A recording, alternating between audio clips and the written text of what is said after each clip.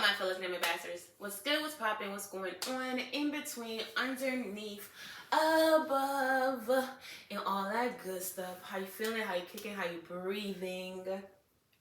Put your leg. The moral of the story is poo. Do you see the inches? Don't play with me. Do you? I have to get a trim, child. I feel so... Ooh. The moral of the story is poo. How you doing? How you breathing? How'd you woke up? Have you prayed? Have you talked to God? Yeah. Okay. So let's go ahead on and get into what is it called? Fruit basket. I just wonder where the accents come from. But we're doing fruit basket video today. And I got some amazing notes, if I do say so myself. I did that. When I truly did that. If I can find it so I can talk about it. Okay, there we go. All right. So without further ado, let's go ahead and get into this video. Boom!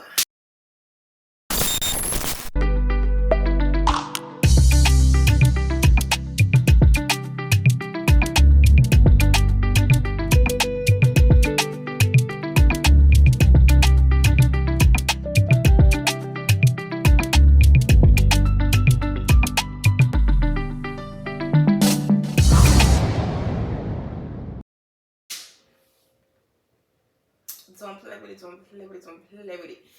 Okay, so we are on season 2, episode 3, because that's where we left off, was season 2, episode 2.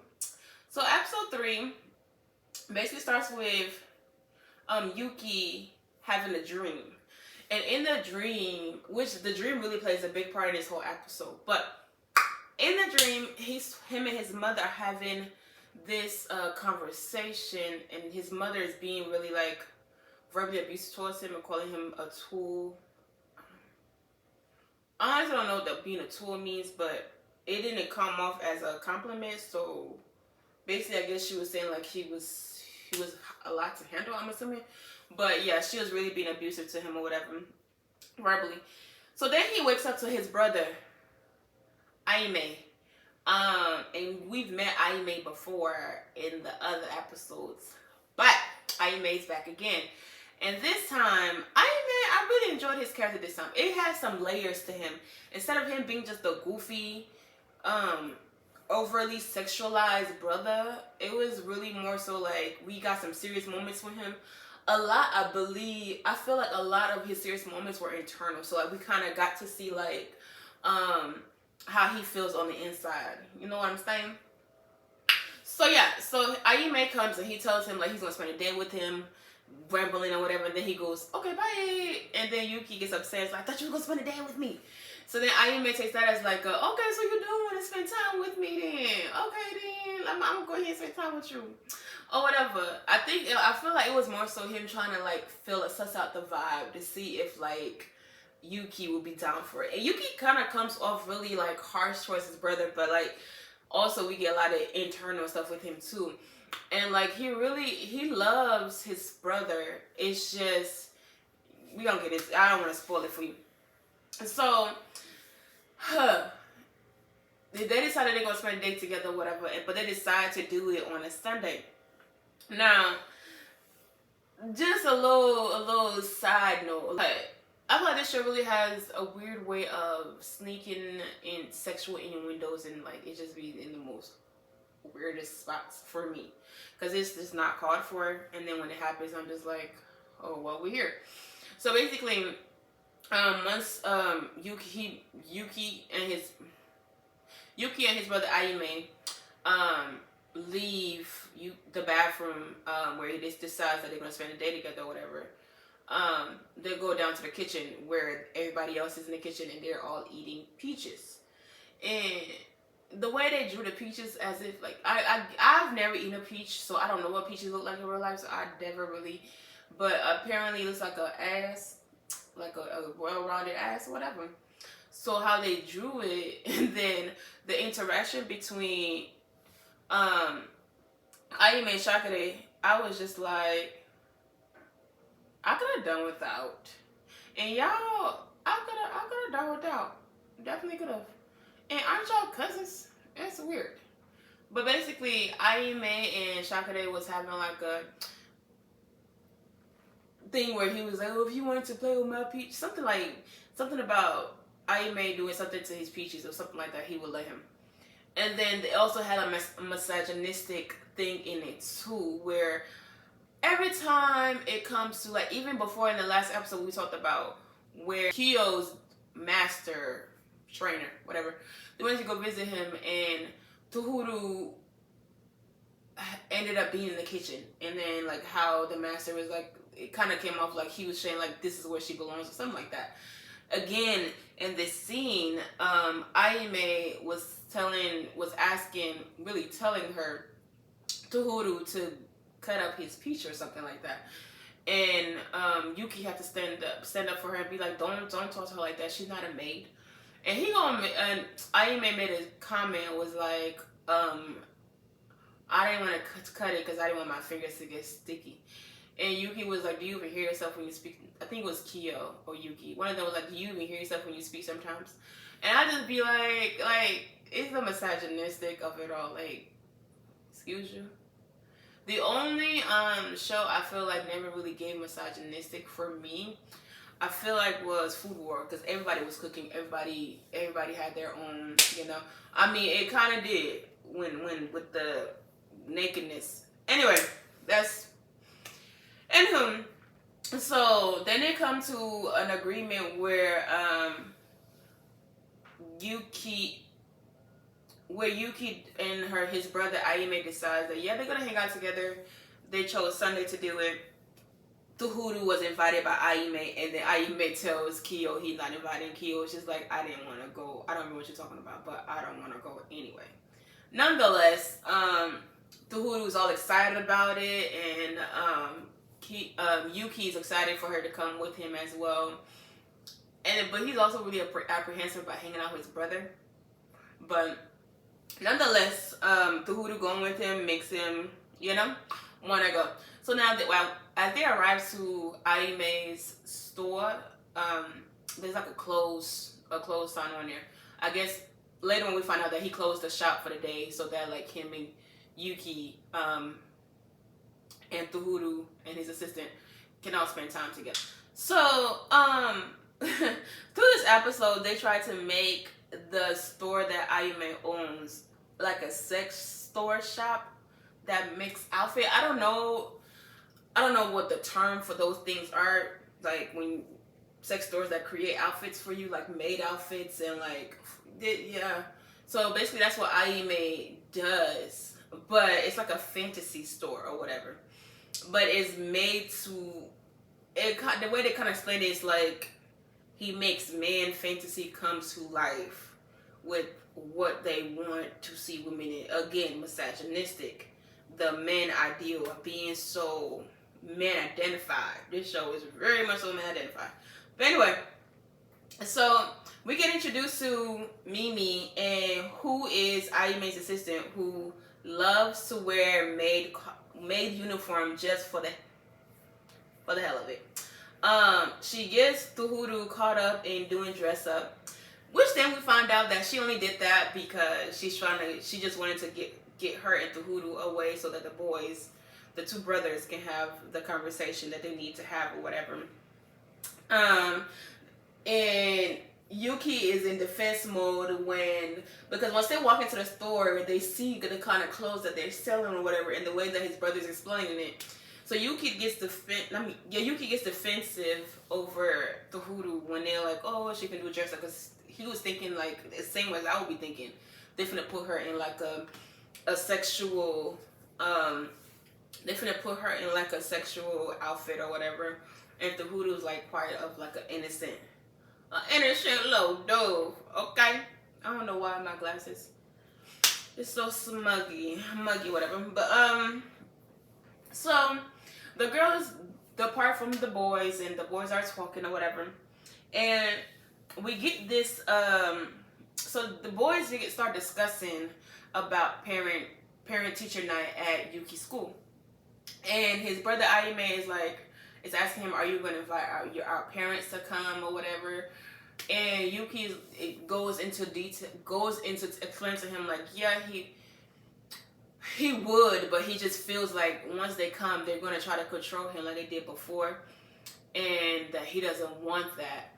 But he ended up coming to a conclusion that he will invite them, but he just needs to figure out his life plan and what he wants to do with his life, right? What he wants to do with his life after he graduates, so that when his parents come along, their ideas will not penetrate anything, because he already has his own idea. Ayame has an inward thought. So basically, Ayame was just saying that because originally Yuki said that his parents sold him off to live their life. So Ayame inwardly had a thought, and he says that he's the same as their parents because he sold him off to live his life as well. But Ayame sense of what he's talking about and what Yuki is talking about, two different things. Because I feel like Ayame lives with the guilt of being the older sibling, and now he's trying to make up for not being there for him when Yuki needed him the most. And because he rejected Yuki in that moment, Yuki never asked again. And so he's now trying to make up for that, and he wants to, like, he understands why Yuki feel the same way he feels, because the things that Yuki had, he didn't have. The things that he had, Yuki doesn't have. So they kind of have the same feelings towards each other, and he doesn't want Yuki to feel how he felt when he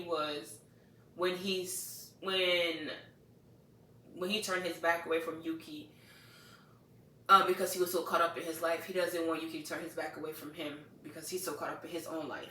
So yeah, and that's the first time we see Ayame have a serious side of him, because usually he's like the goofy and the sexualized person, which then makes me realize, for me, I feel like for us who are like goofy and like really bubbly and like always smiling and trying to, cheer up a room, there's a lot that's hidden behind a smile to me. Because I feel like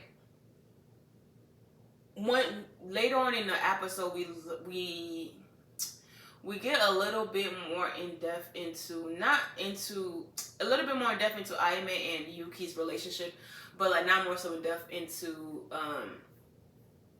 Ayame like that, but like just like a little tap on. And in this episode, it just made me realize like there's a lot of pain that people hide behind their smiles, and people who are also sensitive to other people's pain are bubbly people as well. And then, like how I was saying, the sibling guilt of not protecting their younger siblings from their parents' abuse, and that interaction taught Yuki to fight for himself and be secluded to himself and have a cold heart. Because I feel like that one time that you reach out, and in the memory montage, basically Yuki's mom was about to beat him or whatever, and I don't know for what reason, because it must have been not that bad, but Yuki's mom was about to beat him, and his brother Ayame was walking out the door, and Yuki grabs his arm to be like, take me with you type of thing, or like stop her. But instead he shrugs Yuki's arm off and just kept walking. And he said in that moment, that was the first and the last time that Yuki ever asked him for help. So that kind of explains to why Yuki is so apprehensive towards him and so guarded towards him and so towards him. It's just, yeah. And so we come back into reality where Ayame decides to be at the school meeting in his bubbly way again, meaning like he came back to his regular personality. With the switch of a light, he then turns serious yet again, like just goofy, and then back to being serious again, and tells Yuki the purpose behind his shop, because he wants to feel like he's creating something with his hands and he's impacting the world, and not just coming into this world and leaving the world as is. Like he wants to feel like his hands have helped in writing and bringing somebody's fantasies to life, just have improved the world better than he came into it. And he also said that like the reason why he was able to do that was because he believed in himself. He had to know that he could make it, and he had to know that he could make something with his own hands. That was tangible proof to the world that like he existed type thing. He then proceeds to talk to Yuki about him never being alone, and that like he would never be alone again. Even he needed somebody when he was going through it, and that he's gonna be there for Yuki. With their parent stuff. So for me, when I was watching that video, it was like a full circle moment that Yuki needed to solidify their relationship for him, and to solidify the fact that like they can start off of from ground zero. Because in his speech to Yuki of telling him like he's not alone in his struggles, and like he's here for him, and he, even though he wasn't there for him when he needed him, he's here now and he will never be alone. I feel like it was like a conversation between the younger Ayame and the younger Yuki, that they needed to have that conversation. It was deeper than just the surface level of like of what they're having a conversation about. So, which then like later on towards the end of spoiler, later on in the end, they do show that the younger version and the older version, the younger version of Yuki and the younger version of Ayame, having an interaction, like a hug. I think it was like they hugged or something like that, where like Yuki felt safe again or something. Yeah, they came to a conclusion that they are like water and oil, but they have similarities, which then led me to think this in the world. So like oftentimes when we're going through our own thing, we think that we're alone. We think that we're the only people who have these feelings, and nobody will understand what we're going through, and that's even me included. But what I have learned, that even though we're all very, very, very, very different, there is a similarity, a commonness between all of us in this whole wide world. Because this is my theory. As a parent give birth to different multiple children, their DNA is in this consistent DNA from the parents are in the children. Even the children may grow, one may grow up being an artist, one may grow up being a singer, one may grow up being a model, just different things. But the consistent DNA between them, they all may look alike, or they all may have the same characteristics when it comes to their parents. I feel like the same thing with us. God created all of us.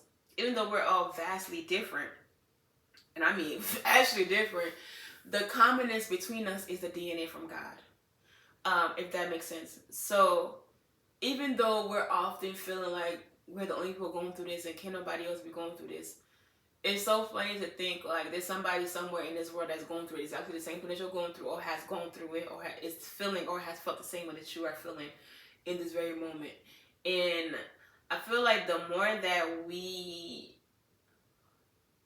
are more vocal and communicative about those things and those feelings and those struggles, we will find out how unified we are and how similar we are when it comes to how we deal with things, or even the things that we go through in life. Ayame was saying like, yeah, we are like water and oil, but we can complement each other type of things. Like we can work at blending, we can work at growing this relationship, friendship, growing this that we have.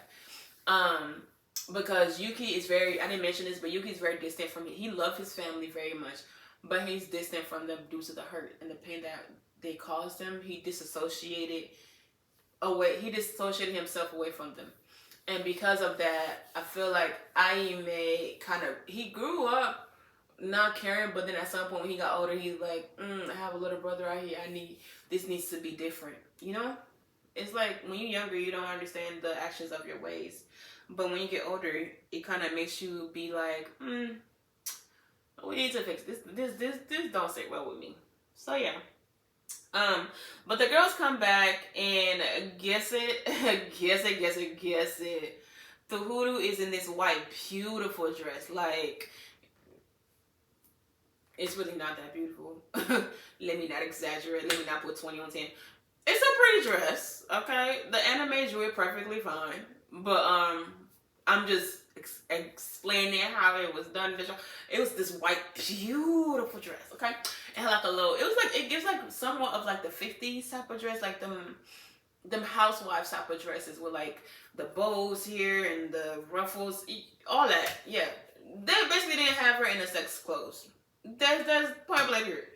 The clothes met her personality. It wasn't no sex operator type of clothes. Like she finna go sleep with a man. It was none of that. It was real wholesome, real her like. Okay. Um, Yuki was very much so like tongue tied. Like he was just couldn't figure out the word to say to this little girl to tell. Like he just couldn't. He was just like He was just caught out here like a dog with his head out the window, just patting, whatever. Just out here. But anyhow, Yuki tells Suhuru how today really helped him understand his brother and has decided to accept his brother for who he is. And he's glad he came. This is how life is sometimes when we accept our families as they are. There's this thing I am learning even about myself, that we have this complex of control over control and expectations over other people's lives. For example, I don't even have an example, but oftentimes for me, what I'm learning, or just mankind in general, because this is everybody, what I have seen is that because we love people, like let's say a parent have a child or whatever, they already pre-planned what that child life is gonna be, how they gonna talk, how they're gonna be girly. They like, and let that child not be girly, then it's like, oh, you're gay, or something wrong with you, you're a tomboy. Type like, for some reason we have learned love in a cultural way and not in a godly way. Love is you're supposed to love people, but like still they supposed to still be able to keep their freedom that God has granted all of us. Meaning for me, like in relationships, when I love somebody, I tend to love with control, and that's with all of us, where we have expectation. Expectation is the seed of, I don't know how to, expectation is like a big thing. Expectations oftentimes leads to disappointment. Basically, that's what I'm trying to say. And because we love people, we tend to think that like we have a say-so in how they live their life, in the decisions that they make, in who they are. And that's actually false love. Real love you should still love the person as they are, like how God loves us as we are. And God has a plan for our lives.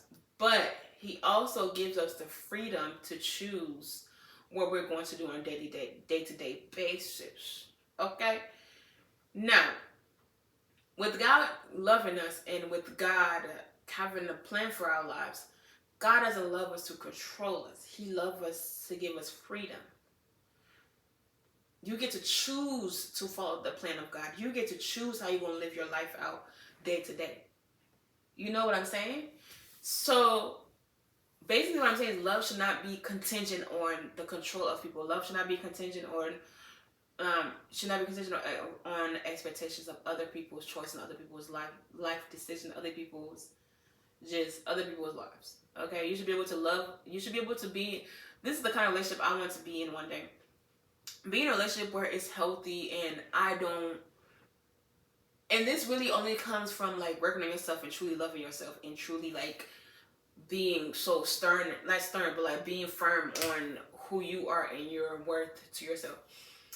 I want to be in a relationship one day where it's like, my man can have girls who are his friends. He can have, I really would not care. He can have girls who are his friends. He can go out and do whatever he want to do. Not in a sense of like he can go out here and sleep with other girls, or like he can go out here and like just be belligerent. But I mean like in a sense of like he has freedom to still be still be himself. Still be the character, his characteristic self. Still be himself of who he was prior to us getting together, getting married, having whatever. still being himself and still having his boys time and his alone time and all the stuff that brings him happiness. And me still being able to be myself, be my bubbly personality, not feeling like I have to check in, type stuff, like having basically a grown up relationship without cultural influence on it, if that makes sense. But yeah, so that's basically what Yuki came to the conclusion of, like, I'm gonna accept my brother as who he is. I'm gonna love him and regardless of who he is, and I'm going to put my best foot forward in growing our relationship. Truly pour yourself so that you're not really, nothing exterior shakes you. You know what I'm saying? Like, be so in tune with yourself that, like, what else anybody else got going on, that's between them and themselves. You and your decisions to either cheat or do whatever, that's between you and yourself. That does not affect my view of myself. I'm not gonna be with you, but you done just cheated yourself out of me. You doing whatever you like. Another woman feel like she can get my man. That ain't got nothing to do with me. That's between you and yourself. If you feel you can get him, then you go ahead and you try, girl. And if he goes, then he was never mine, baby. But this is a learning journey for me. But yeah, I hope that you like this video. Make sure that you like, comment, and subscribe. And make sure you get that post notification bell a ring-a-ding, baby. If you do nothing else with your day today. I love you. I mean it. God loves you. You know it. And I will see you in my very, very, very next video. And make sure you check out my podcast and my other YouTube channel. Well, podcast name is Women of War. My other YouTube channel, Beautifully YASME. And yeah, I was so glad to talk to y'all today. Y'all be blessed, okay? Be breezy, never easy. This hurts. You probably, this hurts. This hurts so bad. Why did you sit in this position, girl?